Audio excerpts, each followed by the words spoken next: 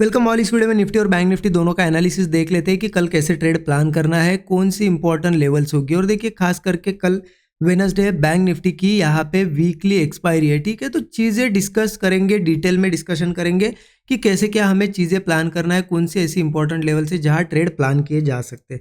और देखिए आज के लिए मैं एनालिसिस नहीं शेयर कर पाया था, थोड़ा सा कल बिजी था मैं, यहाँ मुझे टाइम ही नहीं मिला एनालिसिस वीडियो रिकॉर्ड करने में। और देखिए आप में से ऐसे बहुत से लोग हैं, ठीक है, बहुत से लोग हैं जो सीख रहे हैं और वीडियोस को लिटरली वो मिस करते हैं। मुझे मैसेजेस आते हैं जिस दिन वीडियो नहीं आता है कि सर यहाँ पे वीडियो का हम इंतज़ार कर रहे हैं। और देखिए आज के दिन मतलब आज के लिए अगर मैंने वीडियो नहीं दिया तो मुझे लगता है कि ठीक है, एक अच्छी भी चीज़ हुई क्योंकि कोई मुँह तो आया नहीं, साइडवेज ही हुआ।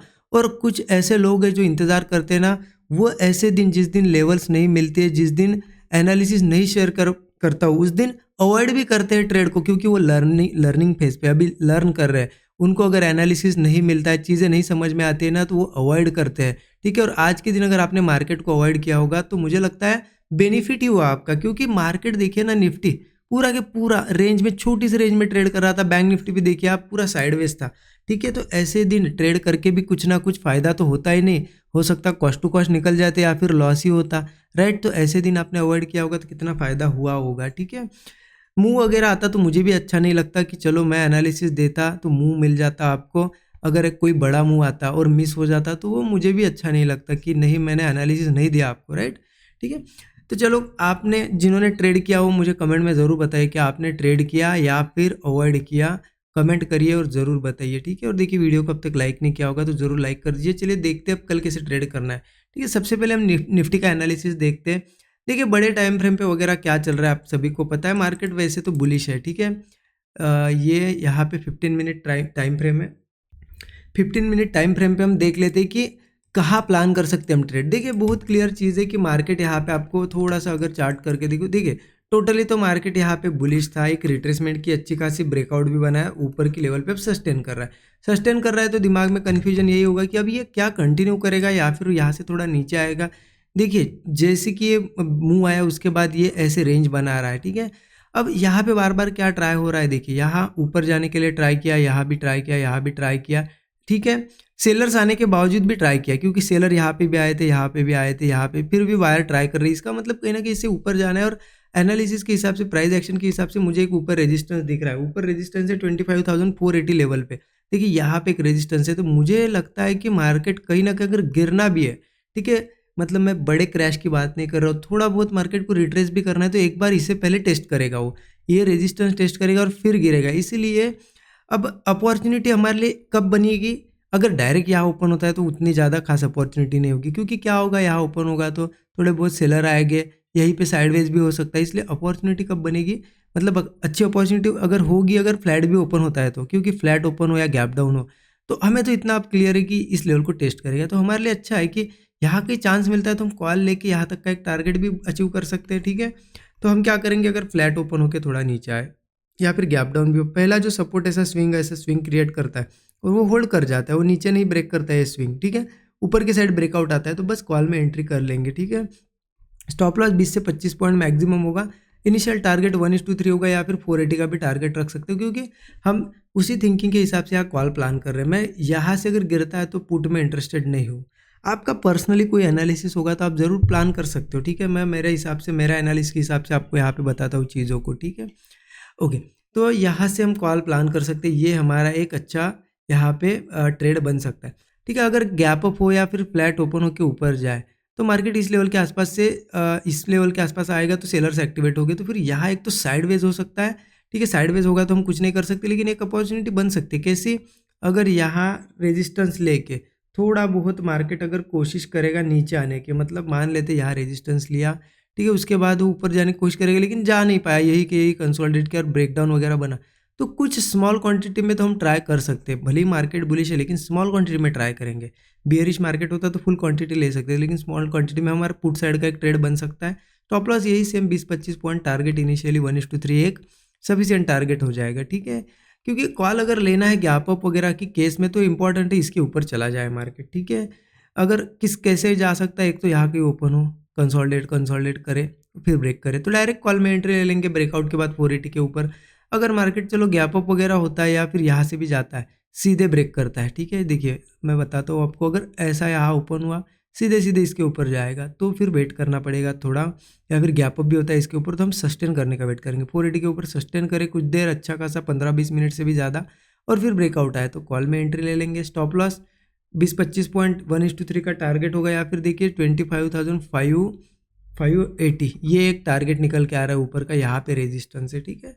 तो आप इतना क्लियर हो गया कि मार्केट को गिरना पे तो रेजिस्टेंस टेस्ट करना पड़ेगा, तो नीचे भी आता है तो हमारे लिए बुलिश अपॉर्चुनिटी बनेगी, और डायरेक्टली ओपन होता है तो यहाँ क्या करना है आपको पता है। मैंने लेवल भी बता दिया, देखिए बहुत ही सिंपल तरीके से एनालिसिस बता दिया है। मुझे नहीं लगता इतना सिंपल आपको कोई बताता भी होगा या फिर समझाता होगा, ठीक है। और यही चीज़ें वर्क भी करती है, आपने देखा है यहाँ पे, यही इन्हीं चीज़ों का यहाँ पे सक्सेस रेट ज़्यादा है, या फिर टारगेट ज़्यादा बार मिलते हैं। तो इन चीज़ों को फॉलो कर सकते हो आप अगर आपको चीज़ें अच्छी लगती है, क्योंकि 10 इंडिकेटर लगा के 10 न्यूज़ देख के यहाँ पे लॉस करने से अच्छा है प्राइस एक्शन को फॉलो करके एक्यूरेसी भी बढ़ेगी, ठीक है।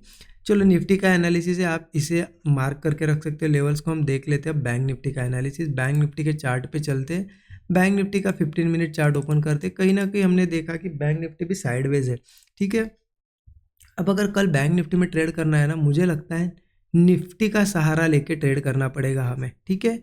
निफ्टी को देख देख के ट्रेड करना पड़ेगा, क्योंकि निफ्टी अगर देखिए अब कैसा है मार्केट, मान लो बैंक निफ्टी ने भले यहाँ पे थोड़ा कर्व बना लिया है, मतलब ऊपर जा रहा है, ठीक है, थोड़ा थोड़ा कर्व ऐसा बना रहा है, ऐसे में ऐसा लगता है कि ऐसा गिर जाएगा ना, ऐसा ब्रेक डाउन करके। हाँ हो सकता है फिर वो एक ब्रेक डाउन बनाए छोटा, पुट वालों को यहाँ पे बिठा दे पुट में और यहाँ से पलटे।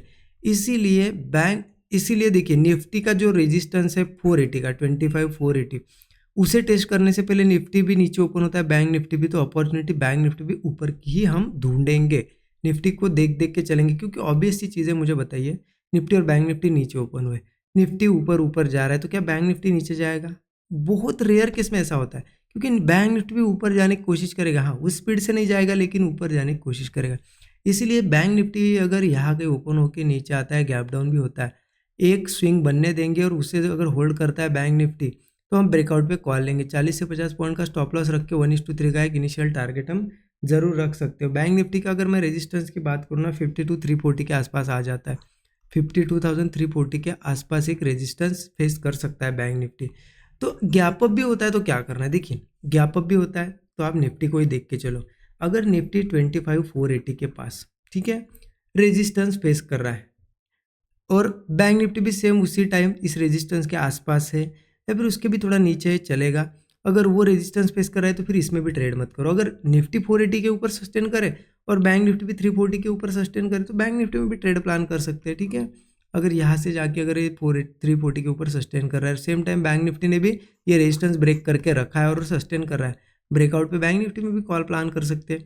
ऊपर का और एक टारगेट ले लो, 52,450 का एक टारगेट, ये दोनों रेजिस्टेंस अभी के लिए मुझे दिखाई दे रहे हैं।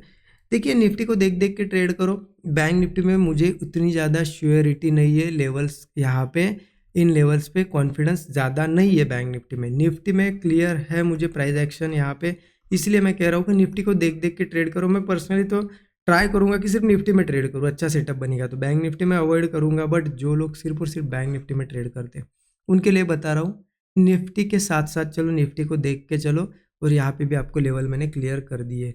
बाकी ज़्यादा कन्फ्यूजन में यहाँ पे ट्रेड कोई करना नहीं है। अगर जो हमने लेवल्स निकाले या फिर जो सेटअप डिस्कस किया अगर नहीं बनता है तो मैं पर्सनली बिल्कुल अवॉइड कर देता हूँ, क्योंकि जो डिस्कशन किया उस हिसाब से नहीं बन रहा है तो समझ जाना कि मार्केट में कुछ गड़बड़ है, साइडवेज वगैरह भी हो सकता है, ठीक है। इस तरीके से प्लान करेंगे। आई होप चीज़ें आपको समझ में आई होगी। वीडियो अच्छा लगा तो ज़रूर अपने दोस्तों के साथ भी शेयर कीजिएगा, और देखिए जिनको लर्निंग करनी है 13 आवर्स कोर्स भी ज़रूर चेकआउट कर सकते हो, वीडियो के डिस्क्रिप्शन में कोर्स की लिंक है। और देखिए ये कोर्स जो है ना बिल्कुल बेसिक टू एडवांस है, pure price action based course है, कोई इसमें इंडिकेटर वगैरह नहीं सिखाए गए हैं, बिल्कुल सिंपल तरीके से प्राइस एक्शन देख के ही आप समझ जाओगे कि कहाँ ट्रेड लेना है, कितना टारगेट रखना है, कितना स्टॉप लॉस रखना है, सभी चीज़ें सिखाई गई है। सब उससे ज़्यादा इंपॉर्टेंट है साइकोलॉजी, वो साइकोलॉजी भी इसमें कवर की गई, क्या साइकोलॉजी होनी चाहिए, ठीक है, कैसे डॉट टू डॉट लेवल्स भी निकाली जाती है, रिस्क मैनेजमेंट, मनी मैनेजमेंट, सब कुछ चीज़ें उसमें सिखाई है। तो ज़रूर चेकआउट कर सकते हो, वीडियो के डिस्क्रिप्शन में लिंक है। बाकी वीडियो अच्छा लगा तो ज़रूर लाइक करें। Thank you so much everyone.